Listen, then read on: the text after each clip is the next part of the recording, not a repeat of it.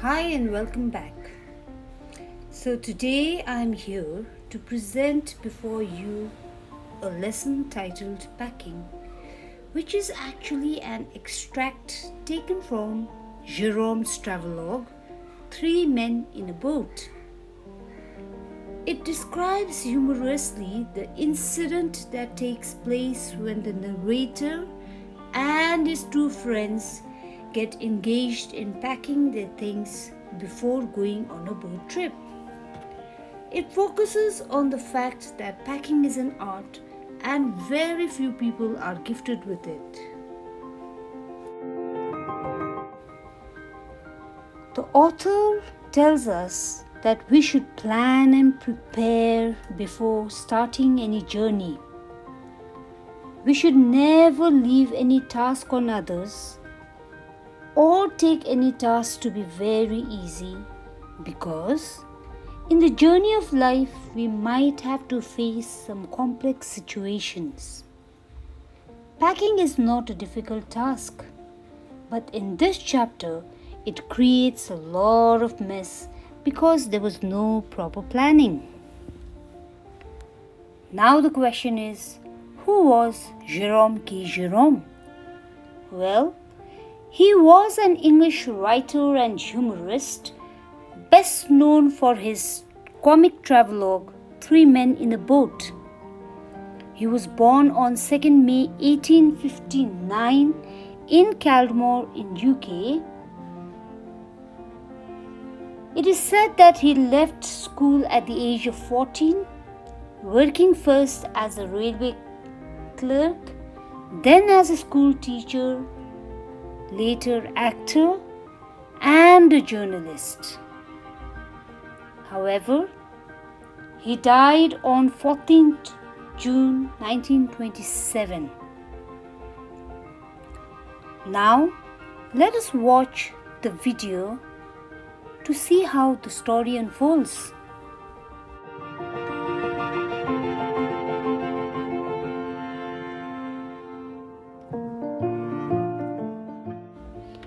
But before we actually start the video, let us see if you would like to answer the questions that have been given in your text. The questions are: do you like going on trips? I'm sure every one of us love going on trips, don't we? What kind of trips do you enjoy the most? Well, I would like you to answer that for me. And how do you feel about having to pack for the trip?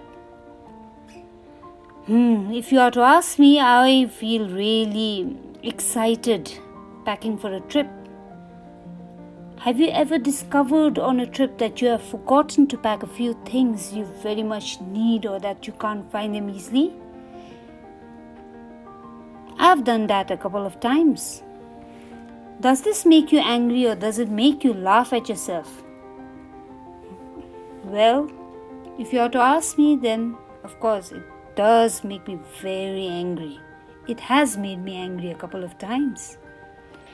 Anyways, now let's see what happens in the story. So once the narrator, that is Jerome, and his two friends decided to go on a trip. The narrator thought he was an expert in packing, so he told his friends George and Harris that he would do the packing. They at once agreed to his suggestion. George put on a pipe and sat in an easy chair.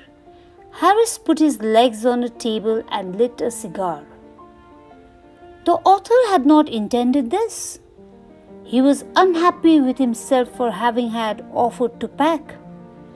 He had thought that Harris and George would pack and he would boss over them. Or in simpler ways, he would supervise them. When he worked and the people around him relaxed, he was greatly irritated. At the same time, he could not sit still and see others working. He really enjoyed getting up and supervising their work. So, Jerome started packing, and it took him a little longer than he had expected. Finally, when he felt he was done, he got ready to keep it aside when suddenly Harris asked if he was going to pack his boots in or not. This made Jerome so angry, as he felt that Harris could have told him earlier. On seeing this, George, who had those irritating, senseless laughed out loud, which made Jerome so wild with irritation. He opened the bag and packed it. And no sooner had he packed the bag, a horrible question cropped in his mind. Had he packed his toothbrush? He always had the thing with his toothbrush. The idea of leaving his toothbrush always haunted him and made his life a misery. Sometimes before traveling, he would wake up in the middle of the night in a cold perspiration, get out from his bed and hunt for his brush. There were times when he would forget it, and he had to rush upstairs for it at the last moment and carry it to the railway station wrapped in his pocket handkerchief. That day too, he reopened his bag and made a frantic search when finally he found it inside a boot. He repacked once more, and when he was finally done, George asked him if he had packed the soap. Jerome got irritated and refused to reopen the bag. However, when he realized that he had packed his spectacles, he had no other option but to reopen it and look for his spectacles. The packing finally finished at 10:05 p.m. And then there remained the hampers to do. The hampers are large baskets for carrying food. And Harris suggested that he and George better do the rest, since they wanted everything to be done by 12 p.m.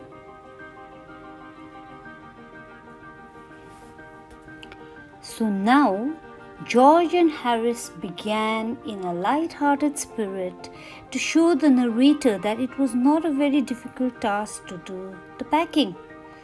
But then they too proved themselves immature, as they made a lot of mistakes while packing.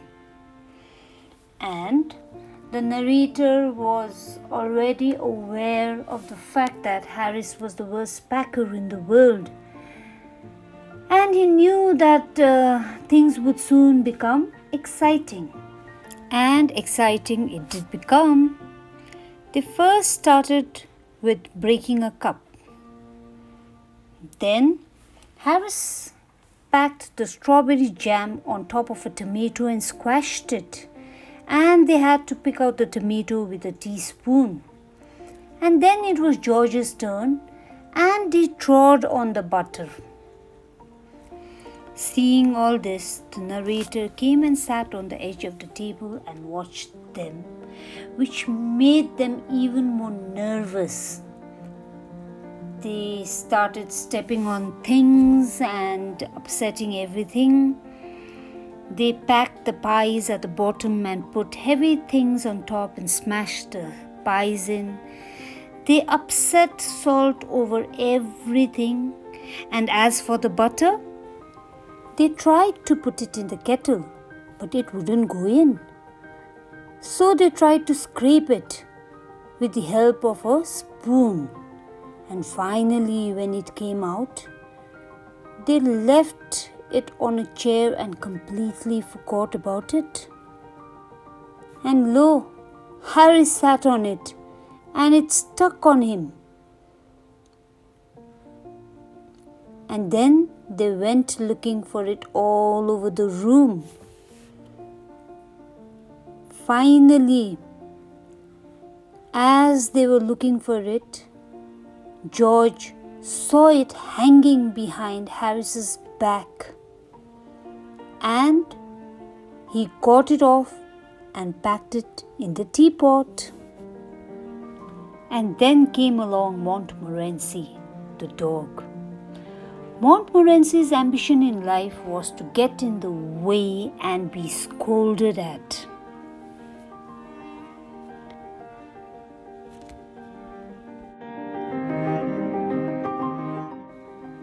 It seemed like as if his ambition or his highest aim in life was to get somebody to stumble over him and somebody to curse him steadily for an hour.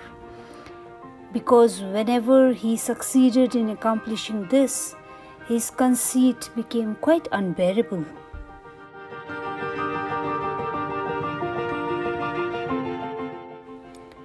Montmorency came and sat down on things just when they were wanted to be packed, and he labored under the fixed belief that whenever Harris or George reached out their hand for anything, it was his cold, damp nose that they wanted. He put his leg into the jam and he worried the teaspoons, and he pretended that the lemons were rats and got into the hamper and killed 3 of them before Harris could land him with the frying pan. And Harris said that it was the author, Jerome, who encouraged him when it wasn't like that. A dog like that doesn't want any encouragement. It is a natural and original sin that is born in him that makes him do things like that. Anyways, the packing was finally completed at 12:50. And after completion, Harris sat on the big hamper and said he hoped nothing would be found broken. To which George, in order to comfort him, replied saying that if anything was to be broken, it would be broken. George then said that he was ready for bed, and since Harris was to sleep with them that night, they all went upstairs and tossed for beds. However, as they were retiring to bed, an argument broke out between Harris and Jerome as to when they would have to get up the next morning. And after a bit of row, it was finally decided that George was to wake them up at 6:30 a.m. On realizing that George had already fallen asleep, Jerome and Harris placed a tub with water near George's bed so that he would end up sleeping in it the moment he got up. And after that, they both slept off. I hope you all enjoyed the story. In case you all have any confusion, please feel free to write to me and message me on WhatsApp. Thank you.